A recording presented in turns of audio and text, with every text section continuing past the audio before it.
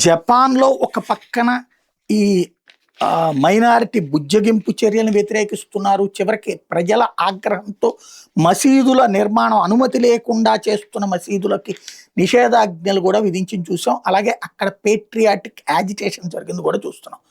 అయినా షిబుయా నుంచి వచ్చినటువంటి ఉజ్బెకిస్తాన్‌లోని వాళ్ళు 5గురిని తాజాగా ముస్లిం సస్పెక్ట్స్‌ని అరెస్ట్ చేశారు. టోక్యో దగ్గర ఉన్న షిబుయా దగ్గర. ఈ 5గురు కూడా జపాన్‌లో శరణార్థులుగా వచ్చి మద్యం మత్తుతో కనబడ్డోళ్ళందరినీ పొడి చేయడం, బ్యాగులు లాక్కోవడం, అలాగే కొట్టడం, చంపే ప్రయత్నాలు చేయడం చేస్తున్నారు. ఇందులో 4 అక్రమంగా చొరబడ్డటువంటి వాళ్ళు. అంటే చొరబాటుదారులని మనం అలౌ చేస్తే ఎట్లా ఉంటుందో జపాన్ ఇమ్మిగ్రేషన్ పాలసీస్ని మార్చాల్సిన అవసరం ఎంత ఉందో ఇప్పుడు అర్థమయ్యి ప్రభుత్వం ఏం చర్యలు తీసుకోవాలో అన్నది సమీక్షిస్తోంది.